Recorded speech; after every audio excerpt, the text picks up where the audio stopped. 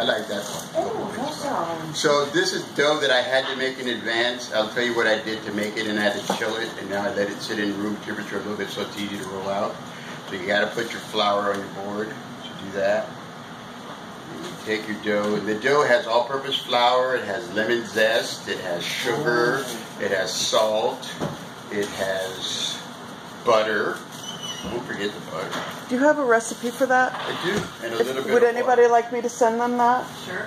Okay, so what I'll do is I'll collect their emails and I'll get the recipe out of Jim and I'll email it to you. So you could do it like on a pizza stone if you want to do it like that when you roll it out.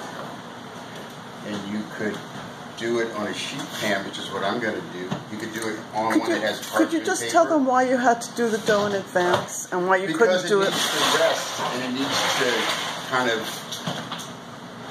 find it. You need to refrigerate it overnight? Yeah, no, for an hour. Oh, just an hour? Okay. Did I say that?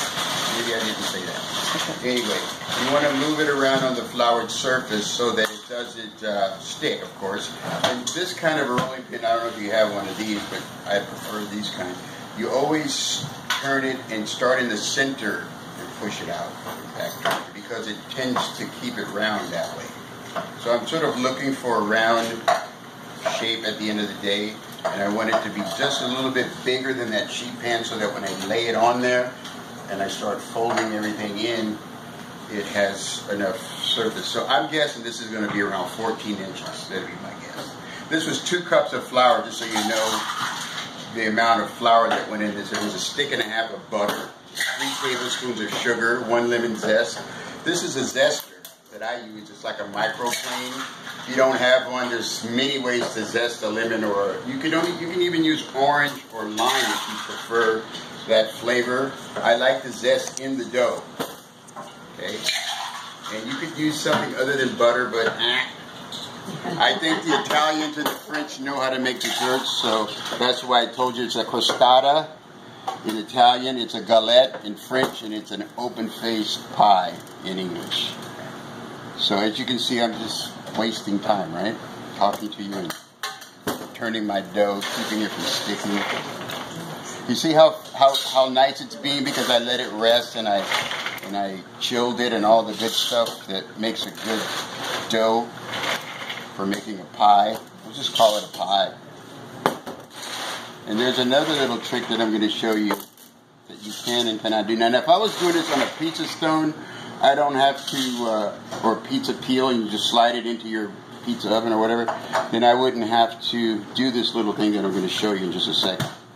Now, as it's this big, I don't have to move it that much anymore. I can just start changing my direction with this rolling pin. Now, if you have one of those round rolling pins that's the same, you can go like that too. You don't have to do my little fancy French rolling pin. You don't have to do that. Okay, I'm like almost there, don't you think? Doesn't it sort of look that way? And this dough is forgiving, so if I were to make a hole in it or want this to come together, it'll cooperate. What else can you use it for? What's that? Dough. This dough? Oh, you could use it, well, it's sweet. I already put sugar in it, so you kind of want to stay in that mode with it. Oh, what I wanted to talk to you about, let me get this done first. Would you use that for a normal pie? Oh, yeah, absolutely. Okay. Absolutely. And always put a pinch of salt in your dough because it makes the sweetness more pronounced without adding so much sugar. So the other thing that I wanted to show you is how you're going to take this dough, lay it on your pan, and roll it towards you. So now I just removed it from this surface. So now I can go ahead and put it on this surface. Just by lifting it up and letting a little bit of it hang over. So hopefully, when I open it up, the other part will hang over just a little bit too. Nice job. Voila. Little patience. It's amazing what can happen. Now, the filling. I have blackberries and blueberries in here, and it needs sugar.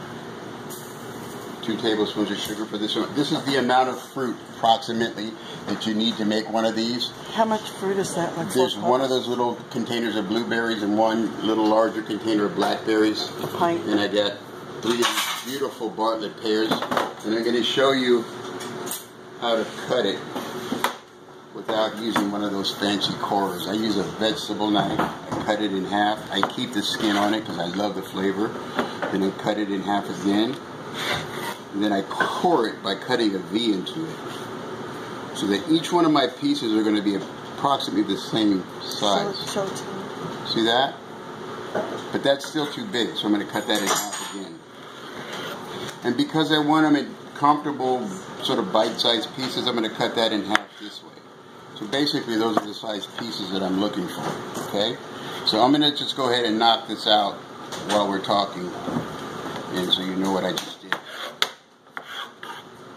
And so what I'm going to do also is I'm going to put a bit of flour in here too with the fruit, and I'm going to squeeze this lemon juice on it because it's going to also keep these pears from browning.